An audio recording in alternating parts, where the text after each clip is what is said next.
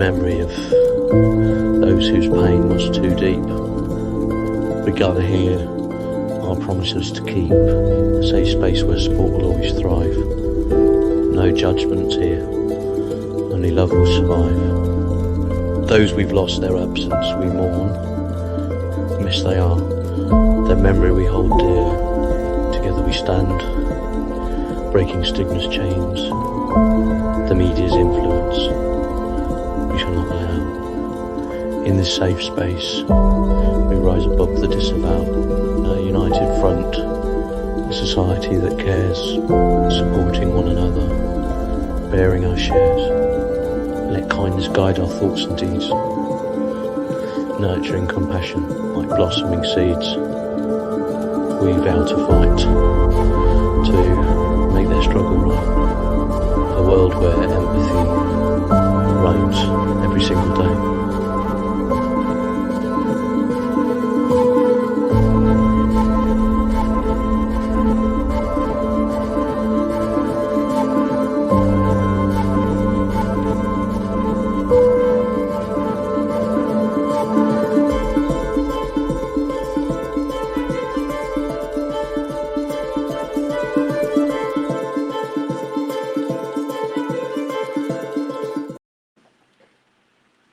Whoa, that gets me all the time. But welcome to the safe space between us. I'm your host, Kieran, and we've got a lovely co-host and team with us today. Not Kari Lee, Kari PA, and Patricia.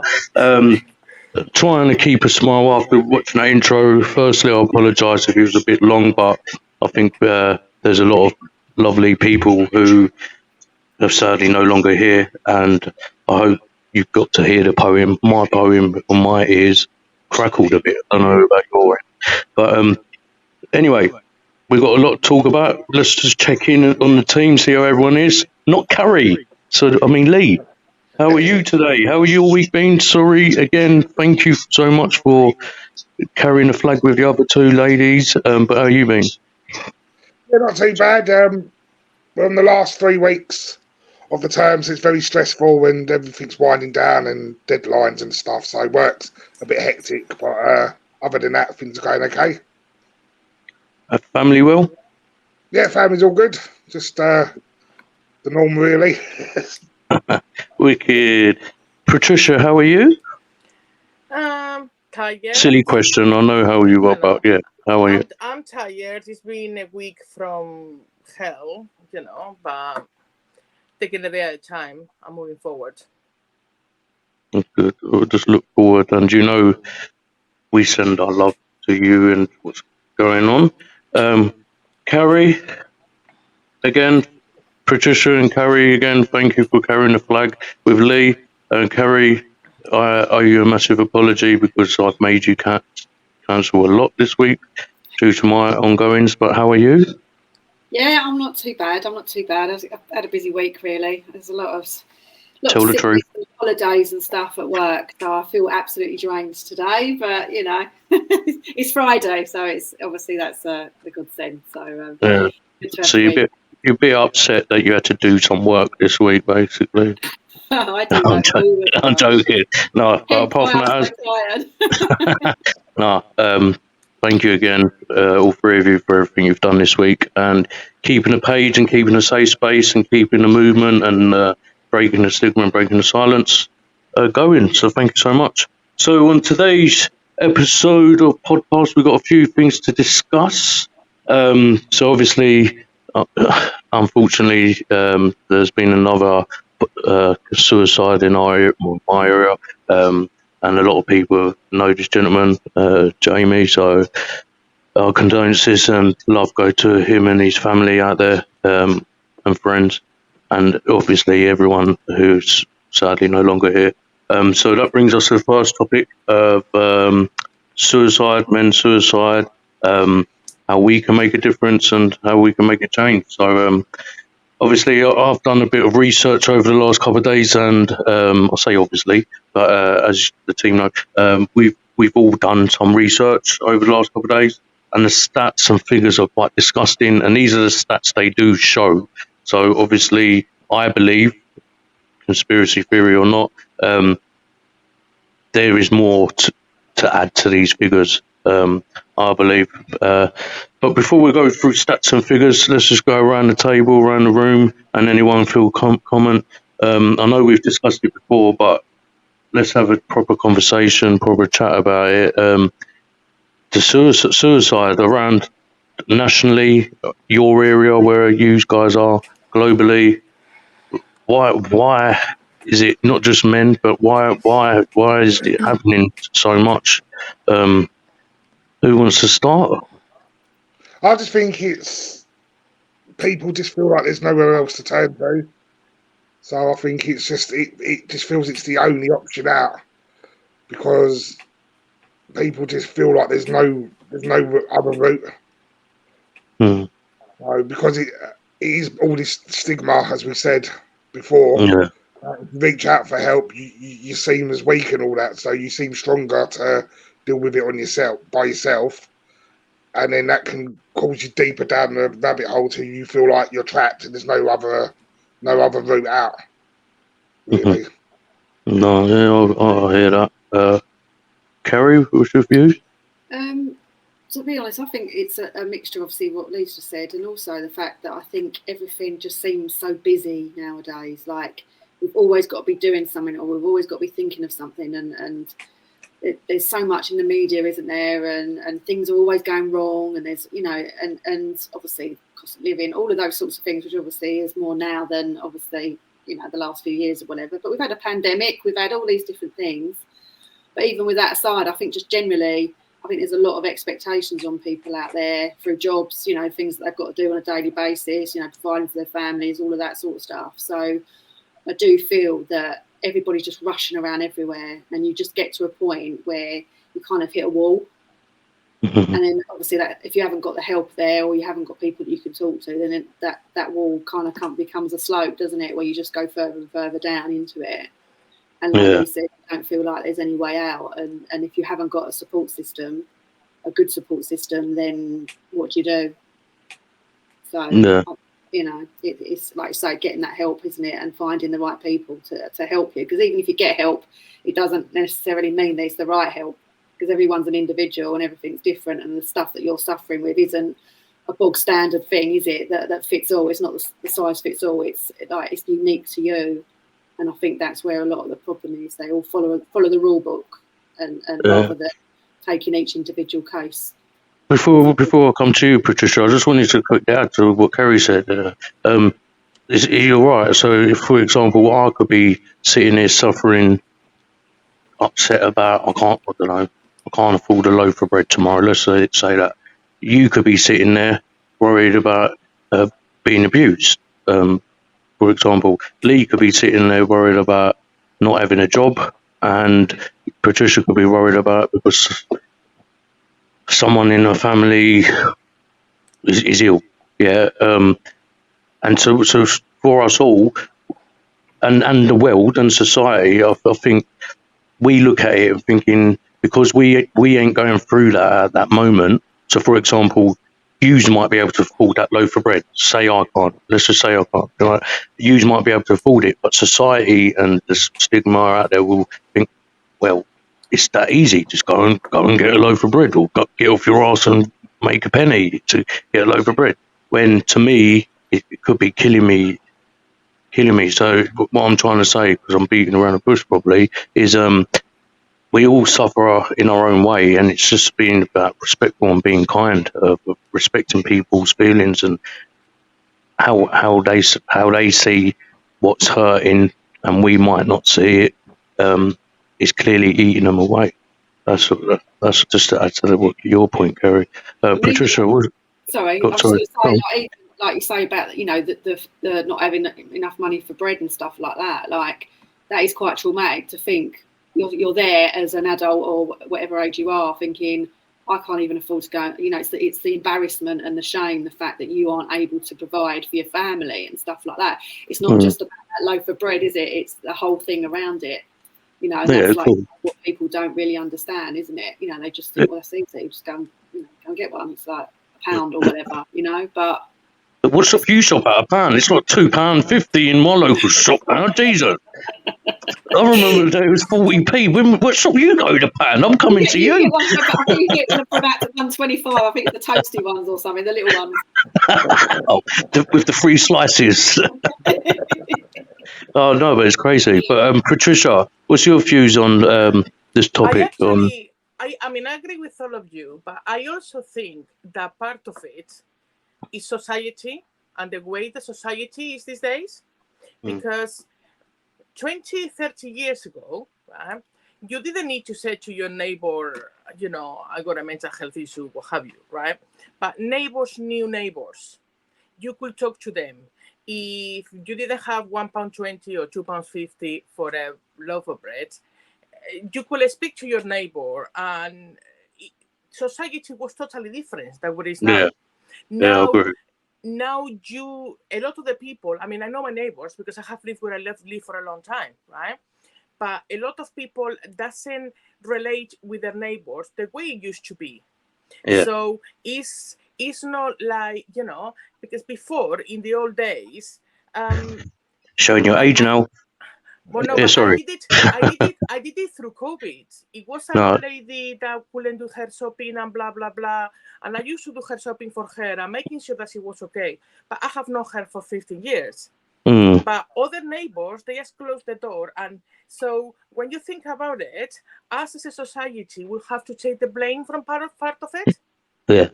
I agree because I remember like years ago I could knock on my neighbour's door. I could be cooking a curry, for example, and I think, shit, like the one thing I ain't got is an onion. Yeah. Instead of running to the shop, I could knock on my neighbour's door and ask for an onion. But this day and age, it's like either I'm too embarrassed to do that for some reason, or society is just not there to support. But at the same time, cost of living and all that, everyone wants to keep the onions to themselves. I just want half of an onion, please. But coming to that topic though, I just want to read some stats. I don't know if any of you have got your phones open. Any of you guys, if you don't mind typing it in the comments of just the certain stats or taking turns. So just quick, I don't want to bore you with numbers and stuff, but these stats are quite sickening and shocking. And as I say, these are the publicised stats up to 2021. So not including last year and this year, but I'm guessing they got worse. So this is across the globe. I say across the globe, 18 countries. 700,000 die each year due to suicide globally. Suicide is the fourth leading cause of death globally. UK numbers next. 74% of suicides in 2021 were male. So that shows a bit of the stigma of the men being proud and too ashamed to talk. I'm not saying women don't go through that, but it's just those numbers are quite sickening. 61% of adults with mental health conditions don't seek support or go for treatment. 61% of us in society refusing or not go or too scared. And the reason, next number, 9 out of 10 people say that stigma and discrimination have a negative effect on their lives and for them to go and seek support. So that comes up with stigma and the discriminating because they've got a mental health illness. 9 out of 10, that's fucking strong. 25% of people in England, which is approximately 14.1 million, these are adults, said they feel lonely. And this was just in a year. This is just in 1 year. So 14.1 million of us have said we feel lonely, which I don't think anyone should feel lonely. 1 in 5 people in the UK, approximately 11.2 million, have suicidal thoughts. So that's 11 million, over 11 million. 11 million? Yeah, over 11 million of us have suicidal thoughts. Approximately 4 million of those self-harm. So out of the 11 million, 4 million of them self-harm. And approximately out of the 11 million, approximately 3.7 million attempt suicide. So it don't. When they say attempt, I'm guessing that doesn't mean it worked, but they've attempted suicide. That's each year 3.7 million of us Brits, and this is UK, and I apologise those who are not in the UK. There are some like American stats coming up, but 3.7 million of us attempt suicide in the UK. Like, fuck me. When my French, but when are we going to wake up, and when is the world where we're going to wake up and think, look at that figure, 3.7 million a year attempt suicide. There'll become a time where it'd be 3.7 million have committed suicide. Right? Kieran, crazy. Yeah. Can I point out something? When they say the amount of people that they say of self-harm, yes, it's only the self-harm that they do, like cutting and stuff like that. right? Yeah, They that's don't not. they don't count the people that overeat, or the people that doesn't eat, or the Yeah. people that drinks too much. They don't count all of those little pockets of people, which actually they should count them as well, because No, that's I agree. self-harm as well. Yeah, I agree. The self-harm, like you say, it's having those eating disorders, refusing to eat because of worrying about what they look like, and so much more. Sorry, I'm like, so yeah, that was just more base of self-harming, of cutting wrists and stuff like that. But that's just that alone, 4 million of us are self-harming. But like you say, self-harming under that stats isn't including the refusing to eat, starvation and stuff like that. Few more stats. 45.8 million UK adults report experience mental health problems or illness. 45.8 million. The population is, what is it, 60 odd million? If my maths are right, 61% of adults with mental health don't access support or treatment due to experience of stigma and discrimination. 20% of people in the UK have suicidal thoughts. Yes, 300,000 people with mental health problems lose their jobs a year. So there's 300,000 of us, because we might. And when we say mental health, well, I need to clarify. This could be just suffering with anxiety, or depression, and we are losing our jobs. Yeah. So all this bullshit, what we listen to on the TV and saying, and all these companies out there. I've worked for a big company before, and it's just a tick box. Yeah, it's a tick box to say, yeah, we support mental health, but when you go for mental health, they don't support. Majority of them don't support that. But they have, these companies, this new thing that came out through COVID of mental health first aiders. I'm really sorry, but for me, it's a total joke, right? Yeah, it's a joke. Because the people that was mental health first aiders in the company I used to work with, and it was really big, right? They did a 24-hour training. What can you learn in 24 hours to help anyone if they are going through anything on mental health? To be fair, though, I agree. But even in the big company I work for, and I mean, this company is big, and this was a 2-hour session, and all it is a tick box. It's a tick box. You sit there, and you know it's a tick box, and it's just a tick box to say we support mental health, blah blah. We got 10,000. That's really exaggerating. 1,000 mental health first aiders. Those mental health first aiders, sorry, ain't got a clue either. Yeah, but the thing is, the proper mental health first aider training, that's the one I did through Unmind or whatever it's called, right? It took me 200 hours, CPD hours, right? And then after that, I have like a multiple choice exam. So they ask you the questions and you either answer, goodbye, I'll see you later. That is the proper thing. No sitting down looking at some. I agree and disagree in a way, but I agree that there's some amazing people like yourself who's gone through so much training and stuff. And like Kari, who's gone through her coaching career of studying and whatever. And many other people I know I've met on this journey. Gone through a lot of studying, exams and stuff to know. But I think also the likes of I'm just going to talk on my behalf here. I've not sat hundreds of hours of exams of mental health stuff. I've done day courses. I've done my own research, my own study, and my own stuff. Right. I just think with someone, I think sometimes it takes of not having that stigma about you. Yeah. First of all. And also the willingness to learn from others and listen to others, to educate yourself. So for me, for example, I love listening to you three, listening to our guests, because I take it away and I educate myself a bit more. But I was speaking. Oh no! Companies, you know what I mean? No. Yeah. Oh no, that's totally wrong. But I'm just saying. But even in those, but there are people, professionals out there, and I apologise. There are people in Oxley's near me, for They don't example, listen. who shouldn't even be in there, working there. Like I think, and they've probably had so much training. Like I think it just swings and roundabouts. But I agree with the big companies. I think they need to pull their finger out a bit more, and it should be number one on the training course of when you get the job. We train you of how to cope and suggest that 300,000 people shouldn't lose their jobs next year because 300,000 people are going to feel supported. That's what it should be, but I don't think it's ever going to be.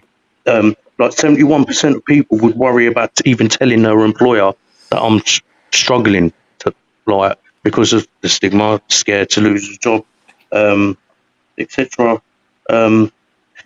Just a couple more stats I want to throw out there from the women's side and children. So 20, this is globally, 24% of women around the world report of having postnatal depression without getting support. So 24% of women, that's a lot of percentage globally. 24% of women who are going, why am I going all dark? Women report of having postnatal depression. I don't get no support. That's quite disgusting, if I'm honest, because obviously Lee, for example, your wife story, if you want to just quickly take a minute to talk about what she went through, Yes. Yeah, so she went through postnatal depression twice, so with both children. The first time she didn't recognise it, and it took months, really. It took about 14 months to get the help properly. And then the second time, she recognised it after a couple of days, but it still took 6 to 7 months. And she spent, with our second child, she spent 12 weeks away from the home because she couldn't, even though she knew she had it, she couldn't bring herself to be around the children, which then obviously didn't put a lot of strain on me because I became mum and dad for 3 months. I virtually lost my original job over it because technically they couldn't fire me over that. They had to say they were supporting me, but they waited till I returned. And the first time I was ill, it was like, you've had too much illness, we've had to get rid of you type thing. I knew it was through the postnatal depression stuff, but they wouldn't officially say that because then they left themselves open. So it was obvious why. And that was a career that I had for 10 years, and it was a school I'd worked in for 10 years, which then obviously on my side of things caused a lot of resentment because I understood my wife was ill, but because she didn't get the right support, there was a bit of resentment because I'd missed out on a career that I was trying to build, and now I tried to build for 10 years. No, I get that. I totally get that. About the help and support, so It's it was a very difficult time. It angers me a bit, quite a lot. And ladies, like, I don't know if you obviously used to have kids. Have you gone through postnatal depression? Yeah, I mean, when I have my son, I mean, I have always have how you call it in English? My brain is always gone to the depressive side. Yes, always. I go like an imbalance, and I always go more to the depression side or whatever. And after I had my son, because I was already working for the NHS, after I had my son, I spoke to a couple of people and I got the help. But yet again, it's because I knew certain people that I could speak with and whatever, and I got the help. And they just gave me, they gave me Prozac. And that's it. You know, it's like, take this, it's going to make you feel better or what have you, right? But it's made me think a lot of times, right? I did have my parents here, but my parents left after a while. If I hadn't known the people that I knew, and I haven't been given that medication and that help when I needed it then, and I have to wait like your wife, 6, 7 months, 14 months, and I'm here by myself in this country, how do I handle it? You know, it's like I'm so glad that your wife had you, because if she was by herself, then what happens with this country is that you end up losing your children because they are not fast enough to deal with the problem. And by the, because a lot of women get postnatal depression, they do not know that they have postnatal depression, and they do such an amount of things that they don't realize half of the time what they are doing. Because a lot of women that go through postnatal depression, start drinking and stuff like that, right? So if you have your partner can support you, or you have a support system, or your family, or what have you. But at the end of the day, if social services or whatever in the old days saw that, you will lose your children. But I also think people don't realise the long-term effect because once you have it, you're more likely to have it again. And then we went through it a second time. It now puts me off having another child. So she's desperate to have another child, and it causes clashes sometimes. And like we're 15 and 11 years on, so everything's settled down because I'm scared of going through that again because I don't know if I can do it a third time, and there's no guarantee that it won't happen. So we clash about extending our family because she's desperate and I don't want to because I can't do it. I can't do it another time. I've done it twice and it almost broke me. So it can, some months it can cause a lot of tension in the house because I physically can't put myself through that again because I have to be in the support network. Lee, can I just say, can I say, listen, if you ever go through that time or period of arguing over whatever, call me. I'll send 2 of my kids over to you. You can have them. You can have them. At least you can give them back. If your missus feels down of seeing new kids around, you can just give them back. I'm happy to send the twins anytime. Just let me know. I'll even pay for the cab. But Kari, what about you? What about you? Have you ever been through it, or? No, I don't think so. I think I probably went through phases of, am I a good mum? Am I going to be able to do this? All of that sort of stuff. I wouldn't say I had postnatal depression in any way. But I think when you're a new mum as well, I think just generally there's quite a lot of pressure on you.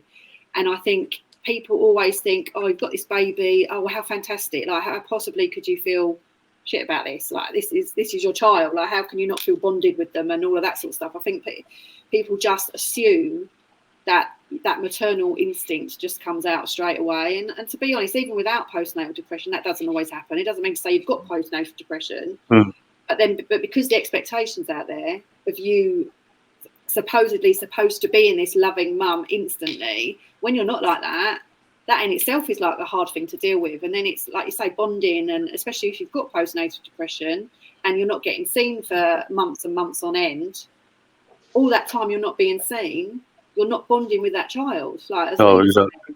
And that is quite hard once you kind of get to a point of, a long period of time that's gone. I can imagine that must be really hard to then get it back. Obviously, everyone would get it back once they start to feel better and all that sort of stuff. But I can imagine it for both the baby and for the parent, because instinctively the baby will automatically want to be with the mum. Yeah. If there's that distance, then I can imagine that would be quite hard for a baby as well. Do you know what I mean? Exactly. And without that support, those first months, the first 3-4 months of a baby's life, are the most important ones for the mother and the child to create a connection. And that is where the help should be, and more when I'm really angry about what happened to your wife is because if it happened with the first baby, there is, I think it's 50-60% possibility that happens with the second one, right? So why was nothing put in place in case it happens again? That makes me really angry, because those are things that should be put in place. Exactly. And the next step, I know, and it might not sound much, but I think I believe it's a lot. So obviously 24% of women around the world don't get support with postnatal depression. 7% of them take their own lives because of postnatal depression, and that's worldwide. That's a lot. That for me, that's fucking too much. Like 1%'s too much. It's just, and like you said, like Patricia says, and Kari, I think you've all said it, is that from the start, it's the most important bit. It's because that's when the mum is going to feel that postnatal depression or some kind of disconnect or whatever, and that's when the bond is so important. And if they're not getting the support, then it's just, for me, yeah, a lot of ladies come round and get there, but But a some lot ladies, don't. but a lot don't, and then it's too late, and it's The thing just a bit. the thing Go on. is that, you know, like I say, you grow this baby in your belly for 9 months, and you get that bond automatically, I believe, from the moment you find out that you're pregnant, because it's there, it's inside you, it's growing there, you know, and as it gets bigger, obviously you feel it moving and all of those sorts of things.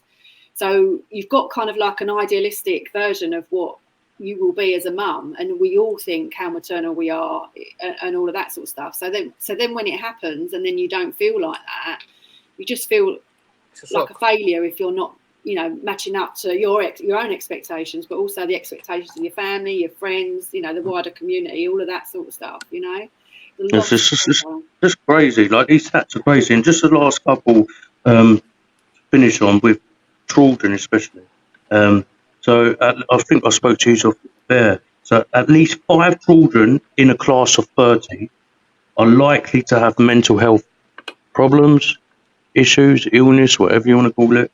5 out of 30 children. It's a lot. That's too much. One's too much, but 5. Like, it's just like I look at my daughter's class. There's 30 of them. So are they saying there's 5 of them? And when we're saying that mental health, it could be anxiety, depression, abuse, who knows, trauma, or bipolar, or whatever it is. And then we go even deeper. Children aged 5 to 16. So aged 5 to 16 are likely to go through a mental health problem. So all kids aged 5 to 16 are likely to go through some kind of mental health problem. And then to finish this off, which is more disgusting, which I support the NHS, etc. But then this stat is disgusting. 52% of 17 to 23-year-olds go through mental health problems. 34% of them who get referred to NHS get refused support and treatment. And this is when we start seeing children committing suicide, or children's life. And I'm sorry, it's children's lives. If we don't deal with it early, it's fucking too late. Like, I have to look at. I'm going to use myself as an example, as I don't want to use anyone else.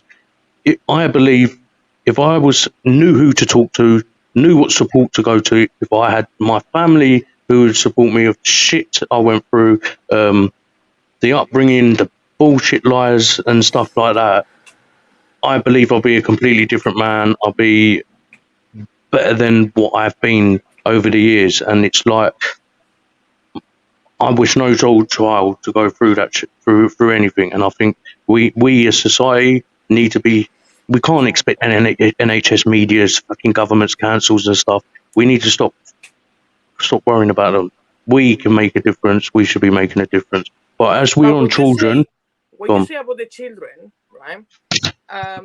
Well, I don't know if I have ever said to you what has happened to my son. Yeah. My son has been emotionally abused by his father all his life. Yeah, like I was, and I never saw it because I thought it was happening to me. And my son, when he was little, we were told that he was, you know, autistic, blah blah blah. But he's always been quite clever, quite whatever. So I never dealt with it, right? Well, when I was going through my last bout of the domestic abuse, my son went to live with his father. My sons and I started to see, because I saw him a lot, but I started to see that things weren't right. And I was speaking to the school. The school was doing nothing. When my son came back to live with me, his father started to send emails to my son telling him how he wanted for him to die. Right? He was emailing him, and this is one of the worst ones, right? He wants for an 80-ton lorry to kill him, beheaded him, and while he is beheaded and dying through his neck, he's going to be sitting on his neck laughing. I sent this to the school, plus other ones, yeah. I sent I showed them to the GP, everything else, and they said that because I was strong, I could help my son. How do you handle that? That's the trouble, isn't it? There's just not enough stuff out there, is there, for people? People just aren't educated enough, are they, in how to deal with that kind of thing? And the thing is, my son is going to be seen by CAMS now because his autism wasn't put on the referral. Because if he had been put on the referral, he would not have been seen, right? But all of this happened 18 months ago. My son has been carrying this on his shoulders for 18 months, plus everything else that is happening now. Plus his chronic disease, pain disease, plus everything else. And the doctors think because your mother is strong enough, she can deal with it. I contact the local authority. I contact everybody else. No one has helped. But it makes me wonder, if I know people and I have contacts and I cannot make it happen, what happens to the people that doesn't?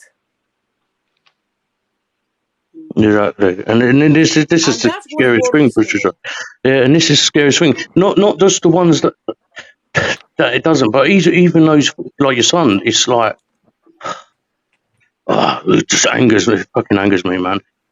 We come back to this conversation at the end because it brings up the last topic, if that's okay. But I wanted to get I wanted you, Patricia and Lee, to discuss obviously the school, the system of the school and the next topic of the disabilities, of waiting times and stuff like that. So if we're Lee, if you want to start with the next topic, mate. Yeah, so obviously I work in education and I'm going to give my point of view with my teacher hat on. So there might be things said that people don't agree with, but it's good to get both sides of the coin because... So you play bad cop, Patricia, you play good cop. Let's go. Not relating back to Patricia's personal situation, but the first point a lot of people say, well, I told the school. But in a way, what do you want the school to do in a way? Because schools are not trained professionals. Schools are educators. So all we do, we've got systems that we've got to follow where we have to log it, send it off to the right people, but they have to then pick it up. So then it's because of the schools are the first point of call, it's them that get it in the year that nothing's happening. But all schools can really do is log it on the systems they've got to log and make sure the emails and the referrals get off to the right professionals. It's down to the professionals then to pick it up, and it's down to them to then deal with the situation because educators are not specially trained in that field. And then on another thing, a lot of people will say that the schools ain't doing enough. But there is a mandatory health education curriculum, and the aim of that, our pupils are taught how to recognise the early signs of mental health, wellbeing concerns, including common types of mental health illnesses, where and how to seek support, whom they should speak to in schools if they are worried about their own or someone else's mental health wellbeing. So the mental health wellbeing modules are aimed to help schools understand what they should teach, improve the confidence in delivering mental health wellbeing, and encourage children and young people to have conversations about mental health. So that's the guidance from the government that schools need to implement into schools. So that's through the RSHE, so the Relationship, Health and Sexual Education. That happens on a day-to-day basis. So there's assemblies, year sevens are taught about consent and stuff like that, anxieties, what to do and stuff like that. And then also you still get backlash from parents on that side of it because it's, why are you telling my 11-year-old about consent? Why are you telling my... So it's, you're damned if you do and damned if you don't. Do you see what I mean? On that side of things. Maybe you are in the best school or the whole of the borough, right? Of London. Because, I mean, I must say, Ofsted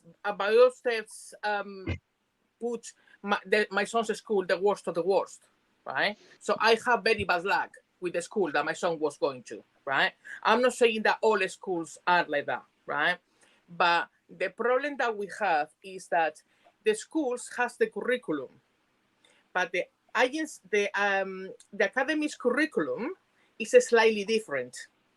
That's where the problem lies. Because when I said that I contact the school, I didn't just send an email to the school. I just spoke to the safeguarding team of the school, because that's a safeguarding issue for my son, right? My son has already got his condition and he's got certain things in place for when he goes to school or not. but they needed to know that the anxiety level and the mental health level of my son, it was depleting. My mental health, the mental health of my son was depleting because of the circumstances, right? I informed the safeguarding team. I informed the Senko team, because that's what you as a parent should be doing. Yeah. Well, they tell me that they can only refer 2 kids a year. So because they can only refer 2 kids a year and they have already referred 2 kids a year, tough luck. That's what I'm saying, right? That's what I'm saying, that the system is wrong. Because on top of that, afterwards, they tried to call me about something that had happened in the school, because I didn't send my son to school. So they wanted to check why I haven't sent him to school. And I said, well, I don't want him out there, right? They tried to call me, but I was doing training with social services. They called his father, who actually, they have been told by Marak, take him off the records, yeah? They called his father and they told him everything we have said. So we have to move out of our house. You know what I mean? So the schools, it's not all the schools, but the actual safeguarding teams and Senko teams are not being trained for the real world. And we live in a world where they have to be trained much more than they were trained 20 years ago. And that is where my issue is. It's not about the training that they get. It's about certain teams have to have their training much, much higher than what they have to be able to deal with certain things. And if they can't, they say, I cannot deal with this. Let me find someone that can. But that's when it's a government issue. No, I was going to say, but that's when it's a government issue, because we can only get the training that's on offer. So, like, in 2 weeks' time, I'm doing restorative training and resilience training. That's what's been offered to me, so that's what I've accepted. But because as a parent, if I tried, so I'm a level 4 counsellor, so I'm not got master's degree, so I've got basic knowledge and stuff. But if I tried to counsel your child and gave them the completely wrong information and they went and harmed themselves or whatever, you as a parent would be fuming. But I've tried my best in a way, so it's better that the procedures are in place for what I can do on a day-to-day basis, that if there's a concern, I've got to log it on a certain system, it goes to one person, that person then needs to pass it on. That's the best I can do at the position I'm at in my role each day. So that's where sometimes it's easy as a parent, and I've done it myself with my kids' school when I've got my parent hat on. Well, the school needs to deal with that. Well, no, the schools are not trained professionals. The professionals need to deal with that. Yeah, and but on the other hand, the ones that need to pick it up. I have created a program, right, to go into the schools and teach the schools for free. I don't want to charge, because the way I see it is, if I can teach them how to make things better, then, you know, the kids of the next generation are going to be better. I don't want to charge them. But I have created a program in where I will be teaching the teachers, the safeguarding teams, the Senko teams, what to look for, which are the right questions to ask. And I'm trained on all of this. I'm a person that is trained on all of these. So someone that is trained can tell you what to look for, so then you can send them to the right place. Because it's a lot of places that the schools don't know that they exist, where you can refer the kids, and you don't have to just refer to a year. You can refer to 100.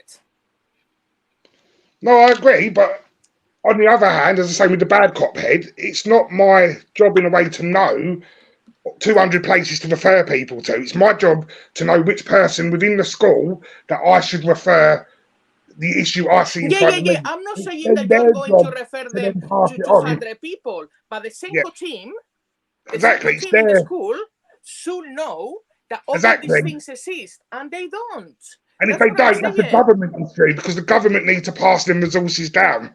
It's not a school issue, but the parents blame it at school level. So it starts from the bottom to work up. It needs to be complained at the top to then filter down. So you are telling me that when they do their job, they are not doing 100% for their job. Because if I'm doing a Senko job, time out. Lee's getting punched. I will be having, you know, by default, you know, I mean, Kari, round two. Caring. Shut up. Kari, walk in the kitchen with the ball. Whatever. But the stuff that I do, I always look the best way to help the child. And Exactly. sometimes you have to Google stuff. And I tell you something, you only have to actually send an email to the local authority and they send you the whole list. And in that list is my name, right? That's what I'm saying. That there is a lot of things that, yes, going a little bit above the little line that they put themselves into, it can, and I'm not saying it's all schools, because there are schools that they're really good. And that I must say as well, right? There are schools that they go above board. But there are other schools that they do the bare minimum that they have to do, and they don't do no more than that. That for me is not good enough. Yes, I get what you're saying, but that mental health is one side of things. You've then got educate a young person. You've then got, so a school's responsible for loads of different things. So, but the priority is, unfortunately, because the education system's rubbish as a whole, but the main point of a school is to get a child through their education, to get the qualifications they need to move forward. The other things come in board, so it's what you've got to prioritise. And for us as a group like this, obviously mental health is at our forefront. So to us, mental health's the big priority. But it's not going to be in a school setting. It's going to be a little piece of the pie that goes into the education, that goes into this needs meeting. And well, can I jump in? Can I be a fan running in radar, raiding? I'm raiding this conversation. I'm raiding this conversation. Go on. Do you know that there is an actual law from the government which explains about different things that could be changed around the system around a child in a school, and different things that they can be put in place so that child is studying and doing the things better within their disability, and within that it goes mental health. There is a law for that, and I can email it to you and you can take it to work. Well, I wanted to. Can I add before Lee jumps in? Can I add though so I'm on Team Patricia at the moment. So what I'm saying is like no, it's not. Of course, like I do understand what you're saying, and the teachers get the brunt of it. I do understand that, and I do feel sorry for the teachers who get the brunt of it, etc. But the teachers have voices, yeah. So what? This is what pisses me off. Well, it pisses me off. Teachers, I apologise for this. I know exactly why you strike, etc. But why don't you teachers strike and make noise of saying there's not enough for percent, there's not enough for these children, there's not enough mental health support. You're putting us into part of the school education. Yeah, mental health should be part of the school educational pathway. And I know a lot of teachers. No, but but Lee, you say it is. It's a minuscule. Like I mean, no, but it's not. We're in 2023. Yeah, no, I understand, and I'm not dissing teach.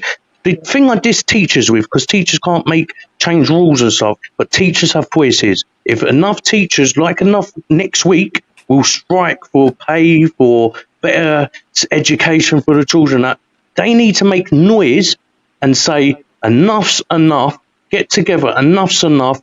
Can I just say one thing on that? There's not enough teachers to do that because everyone's leaving the teaching profession. That's why the strike happens. No, so you're not going to have the right people in place to be able to help support that. Because you ain't going to have enough teachers to teach in the classroom. You're not even going to have enough teachers to teach in the classroom because everyone left teaching at COVID. No one's getting back into it. This is what the issue is. So that's why the strikes are happening. No, and the other issue is that you have people, for example, moved from, and I can tell you, this is from my son's school. Oh, Kari's perked up. This is from my son's school. Better than extends this. The boss of the big boss of Senko in my son's school, comes from Brixton. When I went there for a meeting with him, I have to actually teach him how this Senko works within Bexley, because every bureau works different. So if you move area to work in another school, whether you learn how the local authority works before you say no. or you say, oh no, we cannot do this. Because I try to explain to him that there is a lot of things that you can do in Bexley without an EHCP as long as you have an ILP, right? And he was like, no, because the only good thing I wanted was for my son to be able to be picked up from home because of his condition and be taken to school and whatever, right? And he said to me, you need an EHCP for that. And I said, in Bexley, you don't. So the next week, just to be a little bit of a pain in the butt, when I have a meeting, a SENCO meeting within the local authority and all of the SENCOs for all of the schools, I email the teacher and I say, oh, are you coming to this meeting? Just to, you know what I mean? Because it's like, if they don't want to learn. Can I just add some stats to this conversation? No. Love the debate. Keep friendly. I hope you kiss and cuddle after people. Like, Yes, come on. I'll just throw some stats out there. So obviously, not in, like you said, Patricia, in different cities, different towns, different boroughs, it's all different. So, for example, in the UK, and this is what is stupid, I believe. Why there should be one rule. There's one government, one rule, right? But there's not. Yeah. So in some cities in the UK, some children are waiting up to 5 years for an ASD assessment. That's just for an ASD assessment. 5 years. So let's just add to that. Talk about that for a second. 5 years. So let's just say me. I am a 6-year-old Kieran, right? Or 7-year-old. 5 years. I'm at primary school, right? The time I eventually get that ASD assessment, I am then starting secondary school, yeah? I have basically missed a lot of primary school education because I have not got a clue how it works. I'm different. I feel different. I'm learning different work because the school, the teachers see something. And this is what my argument back to you, Lee, is. Teachers are not professionals, as you say. But then why do teachers find the need to single out children in a way where, while they're waiting for their assessment, we give them special work and they can sit on their own and do this special work? If they're not professionals, why are they acting like professionals in that way? In thinking they can choose how our children sit in the corner, do the work, do special work on their own. I'm not dissing teachers. I love teachers out there. I feel sorry for teachers. People don't think about their mental health. But there are teachers who take it upon them, but some teachers, and I'm not saying you, Lee, or your friends, is upon them to say, it's happened to my daughter, right? Where it's not happening now because I kicked a fuss about it, but she has missed, she's in year 6 next year, but it's got a brain like year 3 at the moment. It's because the system has taken so long to diagnose her, but then the school was thought, okay, have gave her the card. So basically, look, my daughter Lottie can walk out of class anytime she wants. She feels under pressure. I disagree with that because that's teaching her. That's teaching her quit anytime you want, run away from it anytime, and basically you don't have to do no work when it's so any kid's going to go woo, yeah. And that's what I found that she's been doing a lot. And I've said no, that stops now, right? So why teachers? Some teachers, as they're not professionals, they're just educators. As you said, Lee, not me, is they take it upon them to make those professional decisions because that is not an education. Hang on, that is not, to me, that is not an educational decision. That is a professional decision. And this is coming from someone who's got no GCSEs who knows that. So reply. Right, so teacher, you're worried about your child's education, yeah? Because as a parent, that's one child. A teacher's responsibility is for 30 children in that lesson. That teacher hasn't got time, and this is where you need the extra resources, because how do you, someone who can't understand, and I'm not saying if it's someone with disability or not, because there's some children that are lower level that can't understand the work that's going on in the classroom. As we said earlier with other things, lessons ain't always a one glove fits all, but it's taught as a one glove fits all. We all learn differently. We've all got our own learning styles. But how can you, as one person, make sure that 30 people are getting the same information at the same time in the same room by giving out one bit of information? What is the answer? I'm sorry. I'm talking as a primary. I'm talking. So let me My hands up. I'm talking. So let me just add this before I forget. Yeah. So as a primary school, say primary school, I'm talking as primary school here. Yeah. And I understand secondary school is so much different, but as a primary school, yeah, I'm not saying it's easy. I'm not saying this, right? But you have the adaptability as a primary school teacher. You have most primary school classes have TAs in the class. Yeah, majority of them have a TA in there, right? So, my opinion would be you address your class as your normal lesson. Okay, this is what we're doing today. Blah blah blah blah.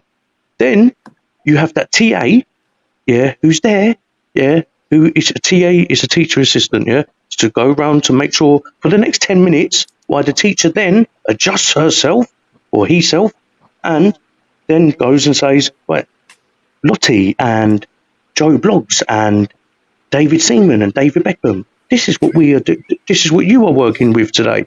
I think it's about having a bit of common sense at times in teachers not being flustered. Yeah. Oh, I know listen. I'm number one fan of supporting teachers' mental health. But if you teachers choose to not talk, to not put your foot down and say enough's enough, regardless if schools are closed for a week. Yeah, schools are closed. Schools are only open 2 days a week these days, anyway. Yeah. So another 2 days won't hurt. So why don't we sit down? Teachers say enough's enough, because I hear from teachers, and teachers are saying the same thing. Stop talking now. Let's see action. Let's see action. There's too much talking in the world. Let's do fucking action and say enough's enough. Because when things change, when we talk, the government shit themselves and do things. Look at the riots, for example. I didn't agree with the riots. People were robbing TVs and shit like that. Fucking, they may change quick. They may change quick because of shit. People are burning everywhere and fucking nicking everything. They may change it. I'm not saying we go and do that, but teachers and parents stand together and say enough's enough. There's not enough. The education system's a fucking mess. It needs fixing. The government put that as your priority. The top with mental health.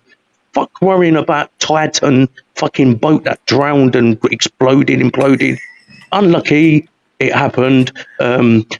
Let's focus on this kids' education and let's focus on that. Let's not worry. I'm an Arsenal fan. Let's not worry about Arsenal spending 120 million on Declan Rice. Whoopie-doo, I'm buzzing. But why don't we talk about supporting the education system more and our children?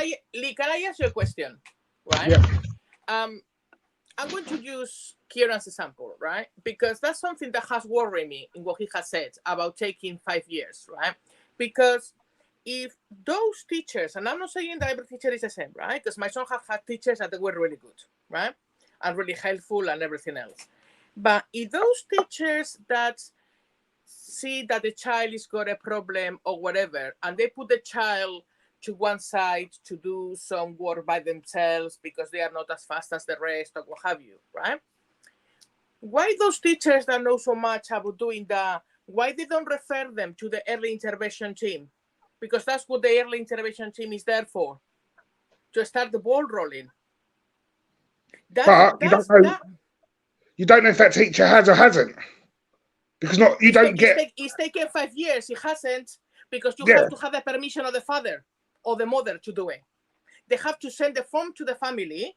The family does their part, and then the family gives the permission to be done. So obviously it hasn't been done. That's what I'm saying. If they know so much to put the child to one side, then know the rest that you have to know to refer them to the early intervention team, so the early intervention team can decide what is best for that child.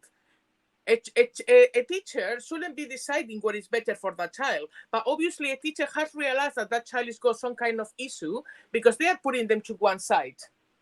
So you realize that child has got an issue. Why don't you take it further? About it? Go on, Lee, respond.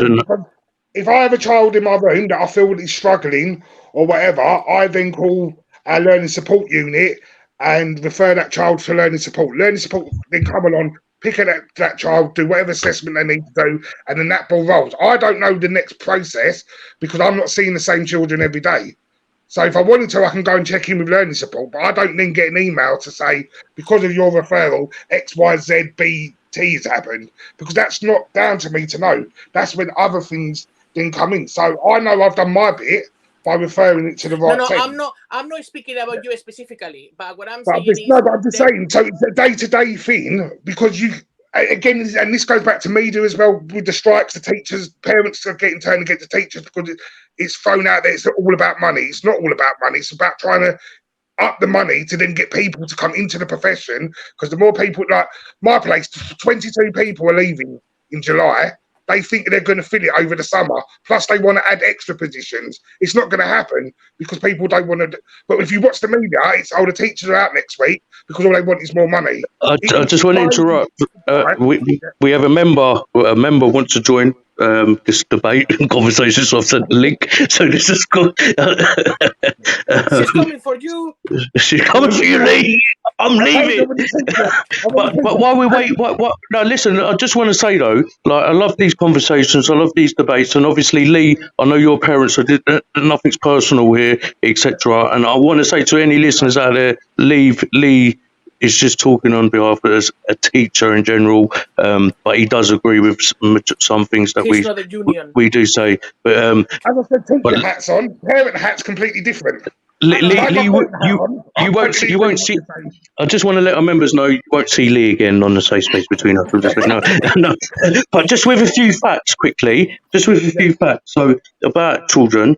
So we've said about 5 years. 100 this is the facts. Yeah, 130,000 are currently on the list to be seen. This is to do with being autism. Yeah, 130,000 are currently on the list to be seen, with 67,600 waiting for more than over a year, right, to be assessed for autism. By 2024, this will grow to 190,000 to be assessed. 800,000 people, this is not just kids, people are also waiting for an ADHD assessment. 800,000, short of 1 million. That is sick. And we do have a guest on, Lisa. Hi, Lisa. Lisa, can you hear me? You're on mute. Hello? Lisa, can you hear me?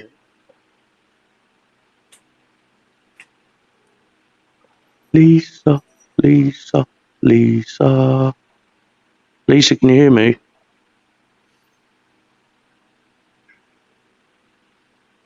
Hello? So Hello, Lisa. Can someone comment and say, Lisa, we can't. Can you hear us?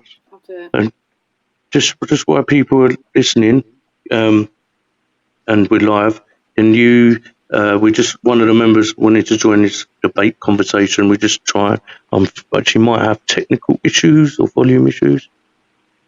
Can you hear us, Lisa? Nod if you can hear us. I don't think she can. Something tells me she can't hear us. She can't hear us. She needs to take the microphone at the bottom down off, isn't it? It is off. It's Right off. now it's... Yeah. Maybe she needs to put the volume up. Hello, Kari, son. Lisa? I'll tell you what, Kieran, you've opened a whole can of worms there. I nearly got my popcorn out earlier. Yes, son, bring some popcorn. Yeah, but so someone has commented that Lisa, she can't Lisa, she can't hear. No.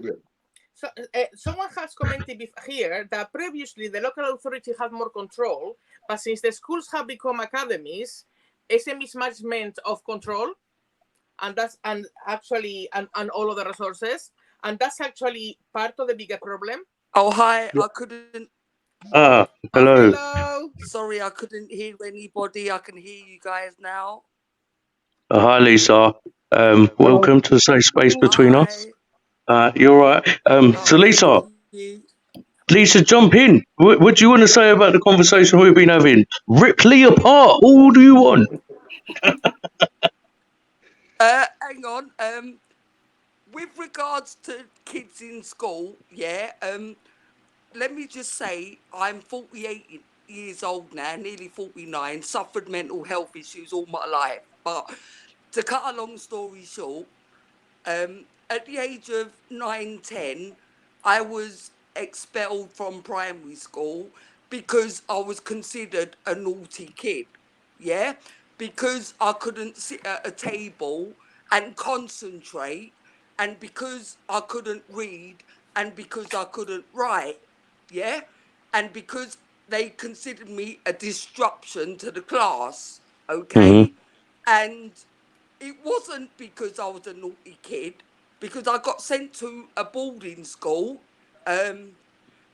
which was for naughty kids, and I had assessments and everything done later, and ADHD. not, hang on, but not for a long time. It was only this time last year I did tests and had tests done privately, and I got diagnosed with autism, ASDA, ADHD, and so therefore I wasn't a naughty kid, as that teacher tried to say that about people filling out forms and stuff.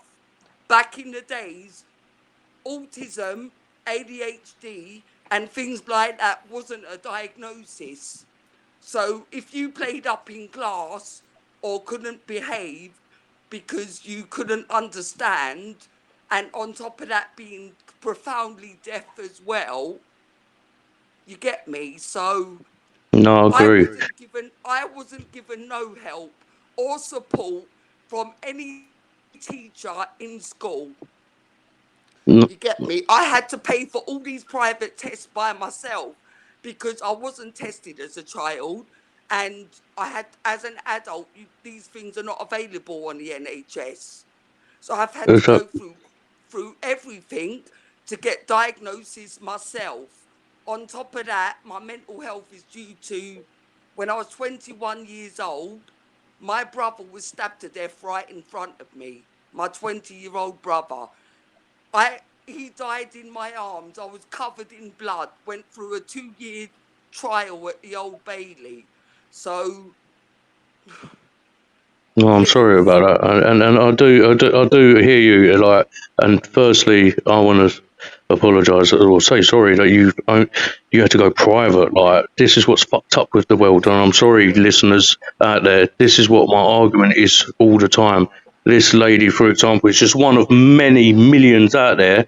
But Lisa, I take my hat off to you, and so do these guys, to come on here to say what you've just said. It takes a lot of courage and guts. So well done. I'm very proud of you for saying that. But it's You just, should be really proud of yourself. You should it's be just. so But proud of yourself. I just want to Thank say, you. it just shows a lot of.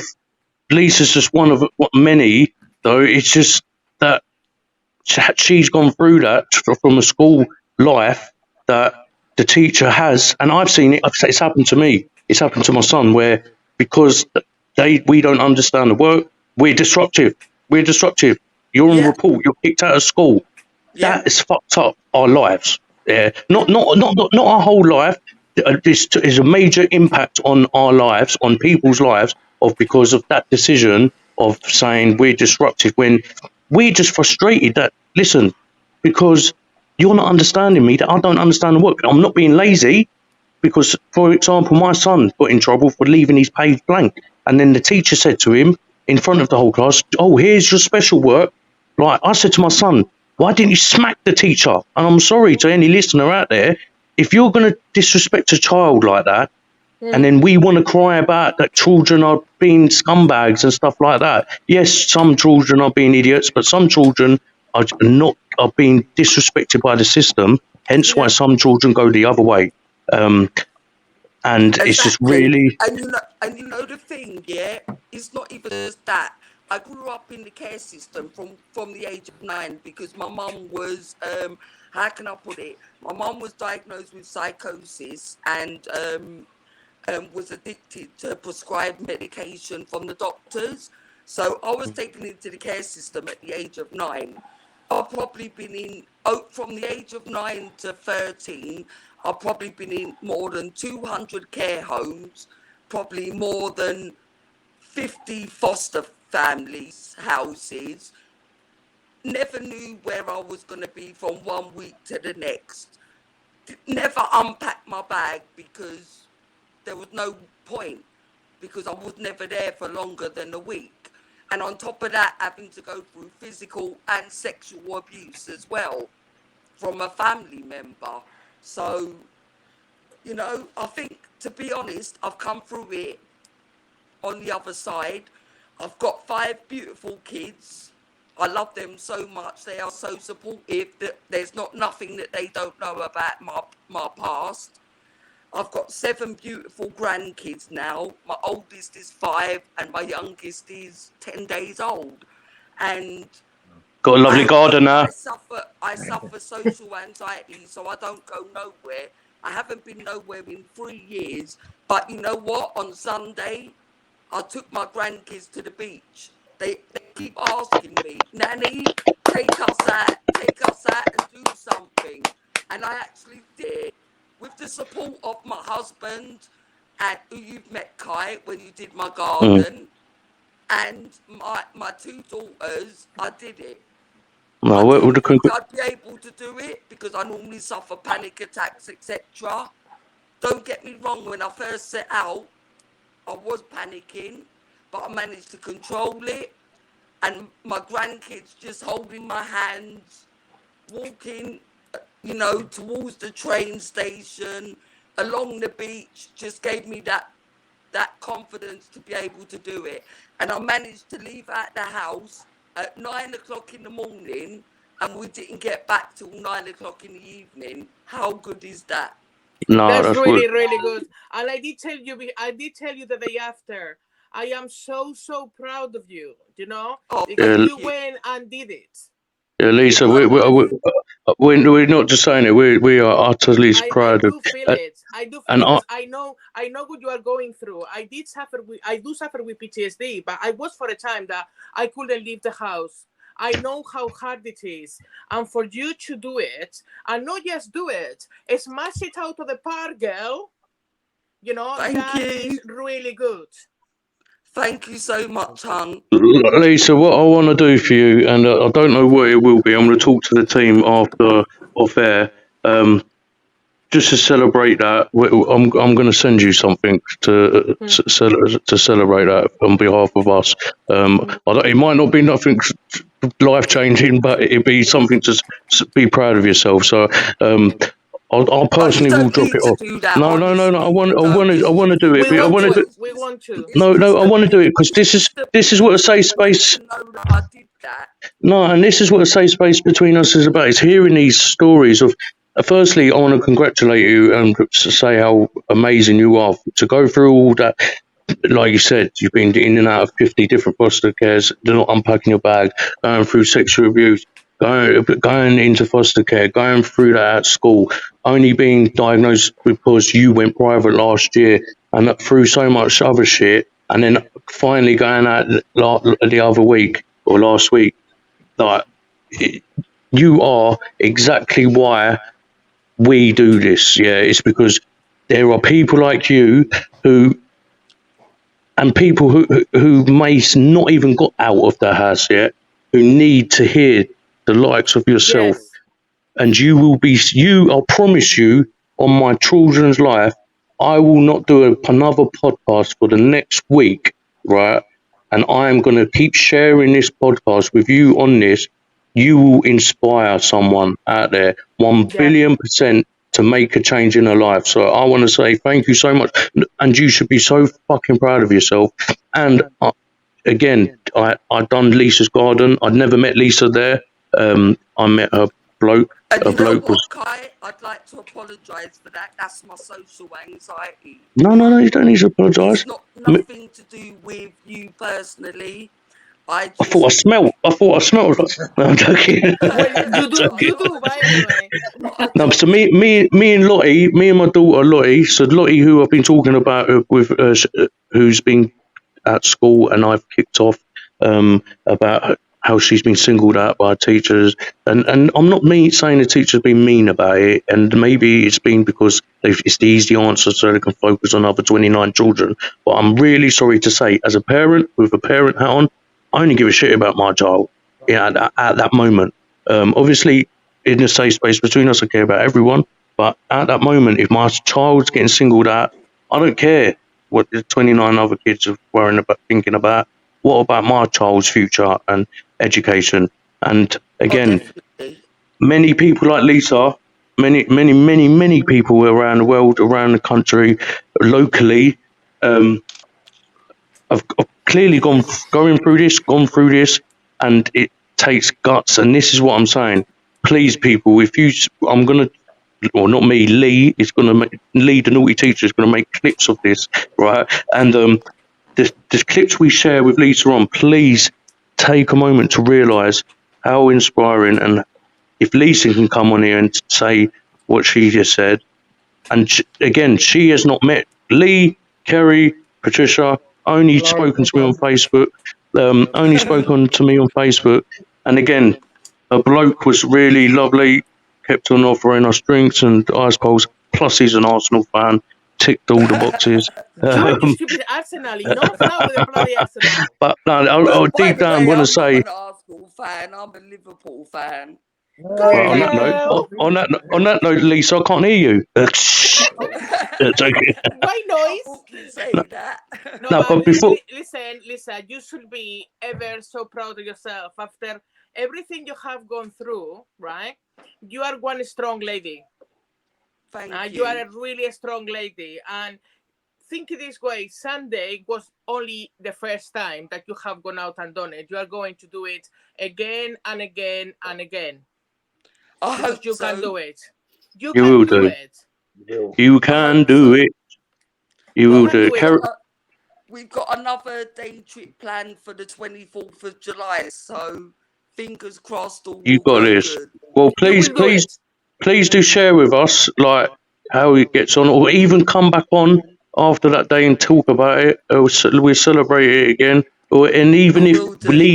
if leading up to it you feel anxious or whatever, please message me or message any of us. Yeah, and we can I try will and do. give you a kick out that door. Or I'll come and No, drag you out the door. No, I'm joking. the day before she went out, we kept messaging. You remember? We kept talking, and she was like, Okay. and I was like, "You can do it. You can do it. You are gonna do it." And then she came out and said, "I actually have done it. I just hold my grandkids and I kept doing it." And I tell you something, I cried. It made me feel so good that you were able to do it. Thank you. And Because I will this is what say, we are all about. yeah, I will say, and it does. I've got, and I'm not just saying this. My hair's stuck up when you've been speaking. My hair's stuck up, and this is what gives me the fire a little bit more of hearing people from you, Kerry Lee. Before we move on, and not to be rude, No, Lisa, that's it's just fine. not. That's not me being rude. I feel rude. It's just that you can stay on. You can stay on. It's just the last debate about the media, and how we can make a change out of safe space between us. Kerry Lee. Kari and Lee, is there anything you would like to say to Lisa before we move to the last topic? Yeah, I just want to say well done. I mean, that's amazing. To take that step after all those years of not wanting to go out and not, and be within the community and all of that sort of stuff, or not being able to do it. I mean, hats off to you. That literally lights my day, because I just think, what, like as Kai has already said, what an amazing inspiration that is to other people that are in similar circumstances. And well done you for coming on here as well, because obviously you've met Kieran, you haven't met all of us properly or anything, and to do that is a big step. So hats off to you. It's amazing. Thank Yeah, you I just so want to echo much, the hon. same. Oh, I want to echo sorry. the same thing. That's all right. I just want to echo the same thing, especially with what you achieved on Sunday, and then coming on a live podcast as well. So congratulations, well done, and keep up the good work. Thank you. Don't say thank you to him. He's the teacher. But I yeah, just want to say as well, guys, thank you so much, because I think this group is a big thing, and I think what you guys do is really good, and I just hope that my story does reach out to someone, and if it helps anybody, just that one person, I'll be grateful for that. But at the end of the day, it's down to what you guys do, setting up this whole podcast thing, and just talking about mental health and raising it, because not a lot of people realise about mental health and what it is like to go through that. And it's hard enough for women, and a lot of people associate mental health with women, but what a lot of people don't realise is it affects men as well. My 13-year-old nephew, Tyrell, Tyreek, sorry, he was 13 years old and he hung himself. And this was, fuck. 10 years ago? So this is something else I haven't even mentioned. But, mental health affects everybody, not just women and men, but children. Like I said, my nephew was 13 years old. He was hanging for 30 minutes before he was found, so he was pronounced brain dead. And, it was really hard for my sister-in-law because it was her son. And, it was devastating at the time. But, I think a lot more awareness needs to be raised when it comes to mental health, because, people think of mental health and associate mental health issues with, people having schizophrenia and people that want to hurt people. And you know what? It's not right, because that's not what mental health is about. Mental health, people have issues, they need help, they need support, a shoulder to cry on, an arm around your shoulder, someone just to listen. That's all it takes to save a life. That's all it takes. I've been there. I've tried it 3 times. And luckily I had people around me to help me and find me and take me to hospital, and I was okay. But you know what? I'd never do that again. Because you know what? To see the devastation it done to my family 3 times is not good. I can't do that to them no more. If anything, for my family, for my grandkids, and for what we speak out about every day, Again, like, I think, guys, I don't want to move to the next topic. I think we end it on what Lisa just said, because that's just hit me quite a bit. And she's right, spot on everything she's just said. And again, your family should be so proud of you. I promise you, I am inspired by you. I am proud of you. You're an amazing person to come on and to just say everything you've just said, but also to state facts, what you've just said as well. Women go through it, men go through it, but children. And this is the message out there. If us adults, and I'm going to end this show tonight before I put the outro on, is if us adults cannot be kind to each other, cannot support each other, and cannot realise mental health covers so much things. Like Lisa said, it doesn't mean you're schizophrenic, that you're crazy or anything. It can be, you could be suffering anxiety, you could be suffering depression, you could be suffering, you could be bipolar, you could be, and when people say you've got disability, when you get diagnosed with something, it causes the anxiety and the depression and stuff like that. So it all links together. If us adults can't fix up and sort society out, we need to stop fucking worrying about medias, stop worrying about government, stop worrying about councils. They're all fucking useless. I'm sorry, I've said it, it's true. Yeah, and if you work for them, fucking whippy-do. But if they're not going to make change, we have a voice. We can stand together. I'm not saying burn roads, burn cars and stuff. We have a voice to say enough's enough. Mental health, if we cannot say to each other, Lisa, Kari, Patricia, Lee, Joe Blogs, how are you today? I'm here for you. Yeah, if we can't even do that to people and be kind, the future of our children have no fucking hope. And I'm going to end it on that. On that note, I want to say thank you so much to Lee, thank you. Kari, thank you. Patricia, thank you. And Lisa, most importantly, I want to give you a round of applause and clap and say thank you so much. On that note, thank you. On that note, this has been a safe space between us, and I'm sorry to end it, but I'm ending it. It's a safe space between us.